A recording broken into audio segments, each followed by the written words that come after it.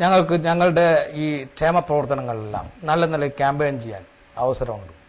അപ്പോൾ നല്ല നിലയിൽ LDFന് അടുത്ത തെരഞ്ഞെടുപ്പ് ജയിച്ചു വരാൻ കഴിയും. ഇനിയിപ്പോ വാണിമേലിന്റെ ഒരു കാര്യം പറയാതിരിക്കാൻ കഴിയില്ല. വാണിമേൽ എന്താ സംഭവിച്ചത്? അവസരവാദ കൂട്ടുകെട്ടുണ്ടാക്കാൻ LDF തീരുമാനിച്ചിരുന്നെങ്കിൽ പല വാർഡുകളിലും മുസ്ലിം ലീഗിന്റെ സമുന്നത നേതൃത്വം ചിലപ്പോൾ പരാജയപ്പെടും. പക്ഷെ അഴിമതിയോട്, അത്തരം നിലപാടുകളോട് വിട്ടുവീഴ്ചയില്ലാത്ത നിലപാടാണ് ഞങ്ങൾ ഈ പഞ്ചായത്ത് സ്വീകരിച്ചത്. മറ്റൊന്ന് സൂചിപ്പിക്കുന്ന ഒരു വിഷയമുണ്ട്, അത് പറയാതിരിക്കാൻ തരയില്ല. ഒന്ന്, 3-ാം വാർഡിലെ ഞങ്ങളുടെ സ്ഥാനാർത്ഥി, ഞങ്ങളൊരു സ്ഥാനാർത്ഥിയെ പിന്തുണച്ചു. ആ സ്ഥാനാർത്ഥിയെ പിന്തുണച്ച കൂട്ടത്തിൽ ആ സ്ഥാനാർത്ഥി മറ്റ് ജനകീയ മുന്നണിയുടെ പിന്തുണ സ്വീകരിച്ചു. ഞങ്ങളെ എതിർത്തിട്ടില്ല. ജനകീയ മുന്നണിയുടെ സ്ഥാനാർത്ഥികളെ, ജനകീയ മുന്നണി പിന്തുണക്കുന്ന സ്ഥാനാർത്ഥി എന്ന് പറഞ്ഞിട്ട് ആളുകൾ വന്നിട്ടുണ്ട്. പക്ഷെ ഞങ്ങളെ മുമ്പിൽ സ്ഥാനാർത്ഥിയെ അവതരിപ്പിച്ച് അവർ വന്നത് LDF സഹായിക്കുന്ന സ്വതന്ത്ര സ്ഥാനാർത്ഥി എന്നുള്ള നിലക്കാണ്. അപ്പൊ ആ നിലയിലാണ് ഞങ്ങൾ ഈ വാണിമേലിലെ രാഷ്ട്രീയത്തൊക്കെ കാര്യം. മറ്റൊന്ന് ബൂത്ത് പിടുത്തം പറയുമ്പോൾ വാണിമേലിലെ രാഷ്ട്രീയം പറയണം. ഞാൻ ചോദിക്കട്ടെ, കണ്ണൂർ ബൂത്ത് പിടിച്ച കോൺഗ്രസ്, ഇതാരാ LDF എന്ന് പറഞ്ഞ കോൺഗ്രസ് ആലോചിച്ച് ഗൂഢാലോചന നടത്തി രമേശ് ചെന്നിത്തലയും അതുപോലെ തന്നെ ഇവിടുത്തെ മുല്ലപ്പള്ളി രാമചന്ദ്രനെല്ലാം ഗൂഢാലോചന നടത്തി കോൺഗ്രസ് ബൂത്ത് പിടിച്ചു. ആ ബൂത്ത് കോൺഗ്രസ് ജയിച്ചു. അതവിടെ കട്ടെ. ഞാൻ പറയുന്നത് വാണിമേൽ ആരാ ബൂത്ത് പിടിച്ചത്? 2-ാം വാർഡിലെ ഞങ്ങളെ സ്ഥാനാർത്ഥിയെ, ഞങ്ങളെ ബൂത്ത് ഏജന്റിനെ ഇരിക്കാൻ സമ്മതിച്ചോ? ഇവിടെ ബൂത്തിലെ തെരഞ്ഞെടുപ്പ് നിർത്തിവെക്കേണ്ടി വന്നില്ലേ വാണിമേൽ ക്രസന്റ് ഹൈസ്കൂളിൽ? UDFന്റെ ഞാൻ ചോദിക്കട്ടെ, നെടുമ്പറമ്പ് അല്ലെങ്കിൽ ഏതെങ്കിലും മറ്റൊരു വാർഡിൽ വാണിമേലില് അങ്ങനെ ഒരു സംഭവം ഉണ്ടായില്ല. അപ്പൊ UDFന്റെ എല്ലാ കേന്ദ്രങ്ങളിലും വ്യാപകമായി ബൂത്ത് പിടിക്കാനുള്ള നിലപാട് ഗൂഢാലോചനയിലൂടെ ആവിഷ്കരിച്ചിട്ടുണ്ട്. 2 കേസുകൾ ഇപ്പൊ നിലനിൽക്കുന്നുണ്ടല്ലോ വാണിമേലിലേക്ക്. നമുക്ക് വിശദമായി കടന്നു വരേണ്ടതുണ്ട്. അതിനു മുമ്പ് UDF തരംഗം എന്ന് നമ്മൾ പറയുമ്പോൾ തന്നെ കൃത്യമായും കഴിഞ്ഞ തദ്ദേശ സ്വയംഭരണ തെരഞ്ഞെടുപ്പിൽ LDF ഉണ്ടാക്കിയതുപോലുള്ള ഒരു മേൽക്കൈ ഉണ്ടാക്കിയെടുക്കാൻ UDFന് ഈ തെരഞ്ഞെടുപ്പിലും കഴിഞ്ഞിട്ടില്ല എന്നുള്ളതാണ് വസ്തുത. കഴിഞ്ഞ പ്രാവശ്യം 75% നേരത്തെ അഷ്റഫ് മാസ്റ്റർ തന്നെ പറയുകയുണ്ടായി, വമ്പിച്ച ഭൂരിപക്ഷം 14 ജില്ലാ പഞ്ചായത്തുകളിൽ 13 നേടിക്കൊണ്ടാണ് LDF എന്ന മൃഗീയ ഭൂരിപക്ഷത്തിലാണ് തദ്ദേശ സ്വയംഭരണ തെരഞ്ഞെടുപ്പിൽ ഉണ്ടായിട്ടുള്ളത്. പക്ഷേ അതുപോലെയുള്ള ഒരു കോർപ്പറേഷൻ 5 കോർപ്പറേഷനും പിടിച്ചെടുത്തു. അതുപോലെയുള്ള ഒരു UDF തരംഗം യഥാർത്ഥത്തിൽ ഈ പ്രാവശ്യം ഉണ്ടായിട്ടുണ്ടോ? പഞ്ചായത്ത് തെരഞ്ഞെടുപ്പിൽ കേരളത്തിലുണ്ടായ UDF തരംഗം തന്നെയാണ്. കാരണം ഞങ്ങൾ സ്വതന്ത്ര കേരളപ്പിറവിക്ക് ശേഷം ഈ സംസ്ഥാനത്ത് നടന്ന പഞ്ചായത്ത് തെരഞ്ഞെടുപ്പിൽ UDFന് ഒരിക്കലും ഇത്ര വലിയൊരു വിജയം ഉണ്ടായിട്ടില്ല. ഇത്ര വലിയ വിജയം ഒരു പ്രാവശ്യം UDFന് ഉണ്ടായിട്ടില്ല. അപ്പൊ കഴിഞ്ഞ പഞ്ചായത്ത് തെരഞ്ഞെടുപ്പിൽ ഞങ്ങളുടെ സ്ഥിതി വളരെ ദയനീയമായിരുന്നു. ആ ദയനീയ സ്ഥിതിയിൽ നിന്നാണ് കേവലം 5 വർഷങ്ങൾ കൊണ്ട് കാറ്റ് അനുകൂലമായി വീശിയെന്ന് മാത്രമല്ല, CPMനെ ഇരുത്തേണ്ട പല ജില്ലകളിലും ഞങ്ങൾക്ക് ഇരുത്താൻ പറ്റിയിട്ടുണ്ട്.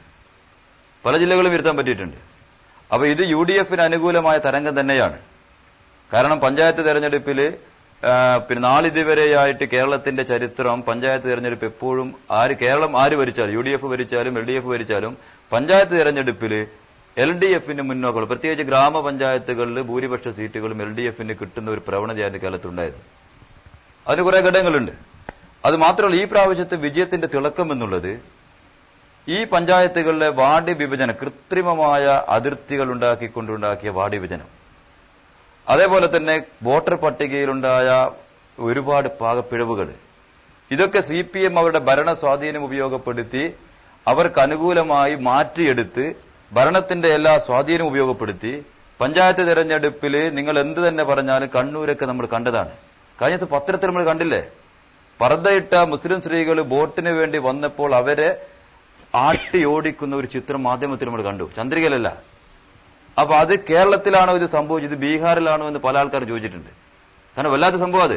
റീപോളിംഗ് ദിവസം പോലീസുകാർ ഇവർക്ക് സംരക്ഷണം കൊടുത്തപ്പം പോലീസുകാരുടെ മുഖത്ത് നോക്കിയിട്ട് CPMന്റെ പ്രവർത്തകന്മാർ പറഞ്ഞത്, നിങ്ങൾ ആൾക്കാരെ കൂട്ടി വോട്ടിന് വരണം, വോട്ടിന് വരുന്നവർക്ക് ഇനി കാവൽ നിന്നിട്ട് വോട്ടർമാരെ കൊണ്ടുവരേണ്ട ആവശ്യമില്ല എന്ന് പറഞ്ഞുകൊണ്ട് അവിടുന്ന് സ്ത്രീ വോട്ടർമാരെ ആട്ടി ഓടിക്കുന്ന ചിത്രം പത്രത്തിൽ കണ്ടിട്ടുണ്ട്. അപ്പൊ അങ്ങനെയുള്ള ഒരു തെരഞ്ഞെടുപ്പാണ് ഈ വർഷം നടന്നത്. അതിൽ CPMന് മെജോറിറ്റി, പ്രത്യേകിച്ച് കണ്ണൂർ പോലെയുള്ള ജില്ലകളിൽ അതെന്ത് ചെയ്തു, വ്യാപകമായി എന്ത് ചെയ്തിട്ടുണ്ട്, അവർ ആ സ്വാധീനം ഉപയോഗപ്പെടുത്തിയിട്ടുണ്ട്. ഇവിടെ ബൂത്ത് പിടുത്തം എന്നൊക്കെ പറയും. നമുക്കറിയാം, നേരത്തെ സുഹൃത്ത് വാണിമേലെ ചില പ്രശ്നങ്ങൾ സൂചിപ്പിച്ചു കഴിഞ്ഞു. വാണിമേലിൽ പൊതുവെ സമാധാനപരമായ ഒരു തെരഞ്ഞെടുപ്പാണ്. ഒരു തെരഞ്ഞെടുപ്പിലുണ്ടാകുന്ന ചില അല്ലറ ചില്ലറ ചില പ്രശ്നങ്ങളല്ലാതെ അങ്ങനെ വ്യാപകമായ ഒരു ബൂത്ത് പിടുത്തവും കാര്യങ്ങളൊന്നും വാണിമേൽ നടന്നിട്ടില്ല. ചെറിയ 2 പെറ്റി കേസുകൾ രജിസ്റ്റർ ചെയ്തിട്ടുണ്ട്. ഇനി കേസ് രജിസ്റ്റർ ചെയ്യാത്ത ചില സംഭവങ്ങൾ ഇന്ന് സമാധാന കമ്മിറ്റിയിൽ ഉത്തരവാദപ്പെട്ട കോൺഗ്രസിന്റെ നേതാക്കന്മാർ പറഞ്ഞിട്ടുണ്ട്. കരികുളത്തും നെടുമ്പറമ്പിലും ബൂത്ത് ഏജന്റുമാരായി ഇരുന്ന ആൾക്കാർക്ക് ഇതുവരെ അവരുടെ കടയിൽ പോകാൻ പറ്റിയിട്ടില്ല. അവർക്ക് പുറത്തിറങ്ങുമ്പോൾ ഭീഷണിയാണ്. നിങ്ങൾ ബൂത്ത് ഏജന്റുമാരായി ഇരുന്നിട്ടുണ്ട്, ഇനി എന്ത് ചെയ്യില്ല, ഞങ്ങൾ അതിന് സമ്മതിക്കില്ല എന്ന് പറഞ്ഞ് ഇന്ന് സമാധാന കമ്മിറ്റിയിൽ കോൺഗ്രസിന്റെ ലീഡേഴ്സ് ഉത്തരവാദപ്പെട്ട പോലീസ് മുമ്പാകെ ഉന്നയിച്ച ഒരു ആരോപണം. അപ്പൊ ഞാൻ പറയുന്നത് ഇങ്ങനെയുള്ള ഒരു ചുറ്റുപാടാണ് കേരളത്തില്.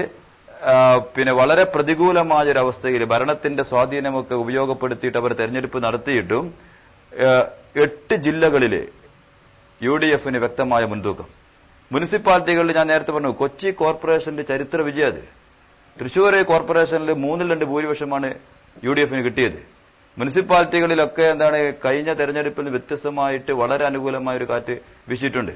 ഇത് കേവലം ഒരു വർഗീയ ശക്തികളെ കൂട്ടിയിട്ടില്ല. ഞാൻ നേരത്തെ നേരത്തെ പറഞ്ഞതിന് ആവർത്തിക്കുകയാണ്, ഈ പള്ളി മേലധ്യക്ഷന്മാരുടെ സ്വാധീനം ഈ തെരഞ്ഞെടുപ്പിൽ ഉണ്ട് എന്നാണ് പറയുന്നത്. ഞാൻ നേരത്തെ പറഞ്ഞ പോലെ ഇവിടെയുള്ള ക്രൈസ്തവ സഭകളെയും അതേപോലെ തന്നെ മുസ്ലിം ന്യൂനപക്ഷങ്ങളെയും പല രൂപത്തിലും ദ്രോഹിച്ച ഒരു മുന്നണിയാണ് ഇവിടെ ഭരിച്ചുകൊണ്ടിരിക്കുന്നത്.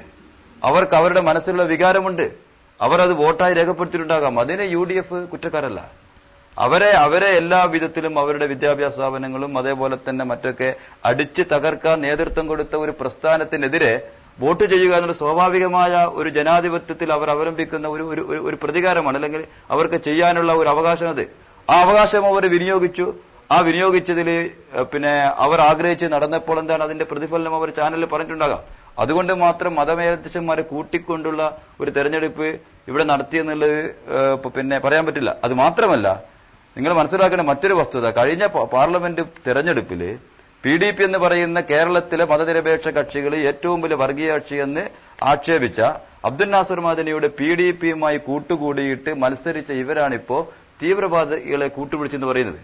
ഞങ്ങൾ മനസ്സിലാക്കുന്നത്, ഈ തെരഞ്ഞെടുപ്പിൽ BJP-ക്ക് ചില മേഖലകളിൽ മേൽക്കൈ നേടാൻ കഴിഞ്ഞത് തന്നെ കഴിഞ്ഞ വർഷം PDP-യെ കൂട്ടിക്കൊണ്ട് മുസ്ലിം തീവ്രവാദ സംഘടനകളുമായി കൂട്ടുകൂടിക്കൊണ്ട് LDF ചില നീക്കങ്ങൾ നടത്തിയപ്പോൾ LDF-ൽ കുറച്ചുകൂടി തീവ്രവാദമായി ചിന്തിക്കുന്ന ആൾക്കാർ BJP-യുടെ പാളയത്തിലേക്ക് പോയി. കാരണം CPM എന്ന് പറയുന്ന മതനിരപേക്ഷ കക്ഷി PDP-യുമായി കൂട്ടുകൂടിക്കൊണ്ടുള്ള ഒരു നീക്കം നടത്തിയപ്പോൾ അത് തങ്ങളെ ബാധിക്കുമെന്ന് മനസ്സിലാക്കിയപ്പോൾ അതിൽപ്പെട്ട ചില ആൾക്കാർ എന്ത് ചെയ്തു, BJP-യുടെ ഭാഗത്തേക്ക് പോയി. ആ BJP-യുടെ ഭാഗത്തേക്ക് മറിഞ്ഞ ആൾക്കാരാണ് കാസർഗോഡും പാലക്കാടും അതേപോലെ തിരുവനന്തപുരം കോർപ്പറേഷനിൽ വരെ അവരെന്ത് ചെയ്തത്, അല്പം ചില മേൽക്കൈമ നേടിയത്. ആ മേൽക്കൈമ നേടാനുള്ള പ്രധാനപ്പെട്ട ഉത്തരവാദിത്വം CPM അന്ന് കാണിച്ച ന്യൂനപക്ഷ തീവ്രവാദ സംഘടനകളെ കൂട്ടുപിടിച്ചുകൊണ്ടുള്ള ചില നീക്കങ്ങളാണ് ആ രീതിയിലേക്ക് എത്തിച്ചേർന്നത്. പ്രാദേശിക വിഷയങ്ങളിലേക്ക് വരുന്നതിന് മുമ്പ് അല്പം ചില വ്യക്തതകൾ കൂടി വരുത്തേണ്ടതുണ്ട്. വർഗീയ കാർഡ് കാലാകാലങ്ങളിൽ സംസ്ഥാന രാഷ്ട്രീയത്തിൽ സ്ഥിരമായി ചർച്ച ചെയ്യപ്പെടുന്ന ഒരു വിഷയമാണ്. ഒരു തെരഞ്ഞെടുപ്പിൽ LDF-ന് മുൻതൂക്കം ഉണ്ടായെങ്കിൽ UDF പറയും LDF-ന്റെ വർഗീയ പ്രീണന നയത്തിന്റെ ഭാഗമായിട്ടാണ്, മതങ്ങളോടുള്ള പ്രീണന നയത്തിന്റെ ഭാഗമായിട്ടാണ് ഇത്തരമൊരു മുന്നേറ്റം ഉണ്ടായിരിക്കുന്നത്. ഈ തരത്തിൽ ചർച്ചകൾ പോകുമ്പോൾ തന്നെ ഇരു മുന്നണികളും പല കാലങ്ങളിലായി അവരുടെ ആവശ്യങ്ങൾക്കനുസരിച്ച് ഇത്തരം മുന്നണി ബന്ധങ്ങൾക്ക് വേണ്ടി ശ്രമിച്ചിട്ടുണ്ട് എന്നുള്ളതാണ് കേരളം കണ്ടിരിക്കുന്നത്. കഴിഞ്ഞ പ്രാവശ്യം ഇപ്പോൾ അഷ്റഫ് കൊറ്റാറ പറഞ്ഞതുപോലെ തന്നെ PDP ബന്ധം കഴിഞ്ഞ പ്രാവശ്യം LDF-ന്റെ അടിത്തറ ഇളകുന്ന രീതിയിലുള്ള പാർലമെന്റ് തെരഞ്ഞെടുപ്പിലെ ഫലത്തിന് കാരണം ഒരു പരിധിവരെ പാർട്ടി പോലും വിലയിരുത്തിയിരിക്കുന്നത് PDP-യുമായിട്ടുണ്ടായ ബന്ധം അത് തെറ്റായിപ്പോയി എന്നുള്ളൊരു വിലയിരുത്തലിലേക്ക് അവസാനം CPM തന്നെ എത്തുകയുണ്ടായി. ആ തരത്തിലുള്ള ഒരു ബന്ധം അത് നിലനിർത്തിക്കൊണ്ട് തന്നെ, അല്ലെങ്കിൽ ആ ഒരു ബന്ധത്തിന്റെ ബാക്ക്ഗ്രൗണ്ടിൽ നിന്നുകൊണ്ട് എങ്ങനെ ഈ പ്രാവശ്യം സഭയുടെ ഈ ഒരു നിലപാടിനെ CPM-ന് തള്ളിപ്പറയാനാവും? ഇത് രണ്ടും രണ്ടാണല്ലോ. നിങ്ങൾ PDP ബന്ധം കഴിഞ്ഞ തെരഞ്ഞെടുപ്പിൽ ഉണ്ടായ ഒരു കാര്യം എന്താ? PDP ബന്ധം യഥാർത്ഥത്തിൽ അത് പറയാൻ UDF-ന് എന്താ അധികാരം? PDP നേതാവ് അബ്ദുൽ നാസർ മദനി ബോംബ് സ്ഫോടന കേസ് പ്രതിയായി കോയമ്പത്തൂർ ജയിലിൽ കിടക്കുന്ന സമയത്ത് കുഞ്ഞാലിക്കുട്ടി, മാണി തുടങ്ങിയിട്ടുള്ള UDF-ന്റെ നേതാക്കൾ ജയിലിൽ പോയി കണ്ട് സഖ്യം ഉണ്ടാക്കി തെരഞ്ഞെടുപ്പ് മത്സരിച്ചു, പോസ്റ്റർ ഒരുമിച്ച് അടുപ്പിച്ചിട്ടു. അതാണ് PDP. അന്ന് PDP നേതാവ് കുറ്റവിമുക്തനായിട്ടില്ല. എന്നാൽ ഇന്ത്യയിലെ നീതിന്യായ കോടതി അയാളെ കുറ്റവിമുക്തനാക്കിയതിനു ശേഷം അയാൾ കേരളത്തിലാകെ ഞാൻ എടുത്ത നിലപാട് തെറ്റായിപ്പോയി. നേരത്തെ ഞാൻ പ്രസംഗിച്ചത് തെറ്റായിരുന്നു, എന്റെ ഇടപെടലുകൾ തെറ്റായിരുന്നു, അതുകൊണ്ട് ഞാനിതെല്ലാം തിരുത്തുന്നു, ഞാൻ ചെയ്തതിനെല്ലാം കേരള ജനതയോട് മാപ്പ് പറയുന്നു എന്ന് പറഞ്ഞ് തിരുത്തി വരുന്ന ഒരു സാഹചര്യം ഉണ്ടായപ്പോ LDF-ന്റെ ഒരു സ്വതന്ത്ര സ്ഥാനാർത്ഥിക്ക് PDP പിന്തുണ പ്രഖ്യാപിച്ചു. PDP തെരഞ്ഞെടുപ്പിൽ നേരിട്ടു എന്നുള്ളതാണ് വിഷയം. നേരത്തെ ഉണ്ടാക്കിയ കൂട്ടുകെട്ടിനെ പറ്റി UDF മിണ്ടുന്നില്ലല്ലോ. അതാണല്ലോ യഥാർത്ഥത്തിൽ ഭീകരവാദിയായി ചിത്രീകരിക്കപ്പെട്ട മദനി ജയിലിൽ കിടന്നിട്ട് ഉള്ള സമയത്ത് പിന്തുണ ഉണ്ടാക്കി മത്സരിച്ചതാണ് പ്രധാനപ്പെട്ട വിഷയം. കുറ്റവിമുക്തനായതോടുകൂടി മദനി കേരളത്തിന്റെ ജനങ്ങളോട് മാപ്പപേക്ഷിക്കുകയാണ് ചെയ്യുന്നത്. എന്തെങ്കിലും ഇരിക്കട്ടെ, ആ ഒരു ധാരണ വേണ്ടിയിരുന്നില്ല എന്ന് LDF തീരുമാനിച്ചു. ഇവർ മറുപടി പറയേണ്ടതല്ല. ഇപ്പോ ഏതെങ്കിലും ഒരു ന്യൂനപക്ഷ വിഭാഗം LDFനെയോ UDFനെയോ പിന്തുണക്കുന്നു, അത് സാധാരണ ഒരു തെരഞ്ഞെടുപ്പ് സംഭവിക്കുന്ന കാര്യമാണ്. എനിക്കിപ്പോ UDFന്റെ നേതാവ് അഷ്റഫിനോട് ചോദിക്കാനുള്ള ഒരു ചോദ്യം, പള്ളികളെ രാഷ്ട്രീയ പ്രവർത്തനത്തിന് ഉപയോഗിക്കുന്നത് ശരിയോ തെറ്റോ? വർഗീയത എന്ന് പറഞ്ഞാൽ എന്താണ്? മതമൗലികവാദം എന്ന് പറഞ്ഞാൽ എന്താ? മതമൗലികവാദം എന്ന് പറഞ്ഞാൽ മതത്തെ, വർഗീയത എന്ന് പറയുമ്പോൾ മതത്തെ രാഷ്ട്രീയ നേട്ടങ്ങൾക്ക് വേണ്ടി ഉപയോഗപ്പെടുത്തലാണ് വർഗീയത എന്ന് പറയുന്നത്. അങ്ങനെ ഉപയോഗപ്പെടുത്തുന്നതിനെ UDF അനുകൂലിക്കുന്നുണ്ടോ? മുസ്ലിം ലീഗ് ചിലപ്പോ കുറച്ച് അനുകൂലിക്കുന്നുണ്ടാവാം. കോൺഗ്രസ് അനുകൂലിക്കുന്നുണ്ടോ? കോൺഗ്രസിന്റെ നേതൃത്വം അതിനെ അനുകൂലിച്ചിരുന്നോ ഏതെങ്കിലും ഒരു കാലത്ത്? ഇപ്പോ ഒരു നിലപാടുമായി ബന്ധപ്പെട്ട് ന്യൂനപക്ഷ വിഭാഗങ്ങൾ പിന്തുണക്കാം, ഏതെങ്കിലും ഒരു മുന്നണിയെ പിന്തുണക്കാം. ഇതെന്താ വിഷയം? KCBC വന്നിട്ട് അഭിപ്രായം പറയാണ്, ഞങ്ങളുടെ നിലപാടിനുണ്ടായിട്ടുള്ള പിന്തുണയാണ് ആരെ വിജയം? UDFന്റെ വിജയം. ഞങ്ങളുടെ വിജയമല്ല, UDFന്റെ വിജയം. KCBCക്കാണ് അർഹതപ്പെട്ടത് എന്ന് KCBC പറയുന്നത് നിഷേധിച്ചോ? UDF നിഷേധിച്ചോ? ഏതെങ്കിലും ഒരു ഘട്ടത്തിൽ LDFന്റെ വിജയത്തിന് ഏതെങ്കിലും ഒരു സാമുദായിക സംഘടന അവകാശവാദം ഉന്നയിച്ചിട്ടുണ്ടോ? ഉന്നയിച്ചിട്ടുണ്ടെങ്കിൽ അതിനെ നിഷേധിക്കാതിരുന്നിട്ടുണ്ടോ? ഇതാണല്ലോ ചർച്ച ചെയ്യപ്പെട്ട പ്രധാനപ്പെട്ട വിഷയം. മറ്റൊന്ന് മുസ്ലിം അല്ല, ഇത് ഒന്നുകൂടി പറഞ്ഞോട്ടെ, മുസ്ലിം ന്യൂനപക്ഷങ്ങളെ ദ്രോഹിച്ചു എന്നാണ്. എന്താ മുസ്ലിം ന്യൂനപക്ഷങ്ങളോട് ചെയ്ത ദ്രോഹം? ഹജ്ജ് ഹൗസ് ദ്രോഹമാണോ? പാവപ്പെട്ട നമ്മളെ ഈ മദ്രസകളിലെ അധ്യാപകർക്ക് പെൻഷൻ ഏർപ്പെടുത്തിയത് ദോഷമാണോ? സച്ചാർ കമ്മീഷൻ റിപ്പോർട്ട് നടപ്പിലാക്കുന്നതിന് വേണ്ടി കമ്മിറ്റി നിയോഗിച്ച് നടപടികൾ നീക്കിയത് തെറ്റാണോ? ന്യൂനപക്ഷങ്ങളോട് ഒരു ദ്രോഹവും ചെയ്തിട്ടില്ല. ഇന്നത്തെ പല ചർച്ചകളിലും ആളുകൾ പറഞ്ഞു, ഒരു മതത്തോടും ഒരു ദ്രോഹവും ചെയ്തിട്ടില്ല. ഇപ്പൊ ഹിന്ദു വിഭാഗത്തിലാണെങ്കിൽ ഈ പാവപ്പെട്ട അമ്പലവാസികളായിട്ടുള്ള ആളുകൾക്ക് ശമ്പളം കൊടുത്തു. അപ്പോ അവരെവിടെ എന്നുള്ളതല്ല, അവർ രാഷ്ട്രീയം എന്ത് എന്നുള്ളതല്ല, ആരൊക്കെയാണ് പാവപ്പെട്ടവർ, ആർക്കൊക്കെയാണ് ഈ ഗവൺമെന്റ് ആശ്വാസം നൽകേണ്ടത് എന്ന് കണ്ടെത്തി അത് പരിഹരിച്ചു എന്നുള്ളതാണ്. അവർ ഏതെങ്കിലും മതമായിരിക്കട്ടെ, ഏതെങ്കിലും ജാതിയായിരിക്കട്ടെ, ഏതെങ്കിലും വിഭാഗമായിരിക്കട്ടെ. അപ്പോ ഇവർ മാത്രമല്ല, UDFന്റെ ബന്ധം, UDF ബന്ധം എന്ന് പറയുന്നത് ഇവിടെ ഇപ്പൊ പുതിയ സംഭവമൊന്നുമല്ല. വടകര ബേപ്പൂർ തീർന്നു കോൺഗ്രസിന്റെ UDFന്റെ അവകാശവാദം. വടകരയും ബേപ്പൂരും ആണല്ലോ ഇതിന്റെ പരീക്ഷണം ആദ്യം നടത്തിയത്. വിജയിച്ചില്ല. കേരളത്തിന്റെ മതനിരപേക്ഷ സമൂഹം അതിനെ അനുവദിച്ചില്ല. പക്ഷേ വടകര ബേപ്പൂർ മോഡൽ ഉണ്ടാക്കി BJPയുടെ വോട്ട് മൊത്ത കച്ചവടം ചെയ്തിട്ടുള്ള അനുഭവമാണ് UDFന്റെ തെരഞ്ഞെടുപ്പ് രാഷ്ട്രീയ അനുഭവം എന്ന് പറയുന്നത്.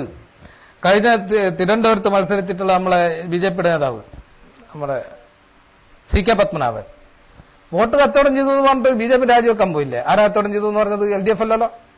ഇതാണ് UDF. KG മാരാരുടെ പുസ്തകം കാസർഗോഡ് സഹായിക്കാൻ കൊണ്ട് സഹായിച്ചില്ല എന്ന് പറഞ്ഞിട്ടല്ലേ പുസ്തകം തുടങ്ങുന്നത്. അങ്ങ് പറഞ്ഞതുപോലെ ന്യൂനപക്ഷങ്ങൾക്ക് ഇത്രമേൽ സൗകര്യങ്ങൾ ചെയ്തു കൊടുത്തിട്ടും എന്തുകൊണ്ട് മലപ്പുറം ജില്ലയിൽ LDFന് വേണ്ടത്രൊരു മുന്നോട്ട് പോക്ക്?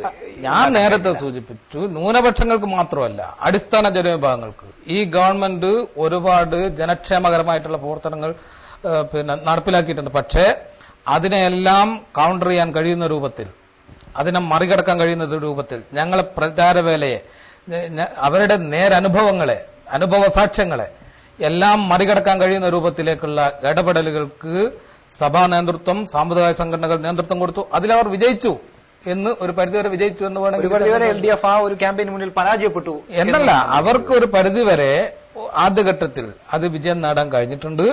ഇടലേഖനങ്ങൾ ഇറക്കി തെരഞ്ഞെടുപ്പിൽ LDF നിർത്തുന്ന സ്വതന്ത്രന്മാർക്ക് പോലും വോട്ട് ചെയ്യാൻ പാടില്ല എന്ന് പറഞ്ഞ നിലപാടിനോടാണ് പ്രതികരിക്കേണ്ടത്.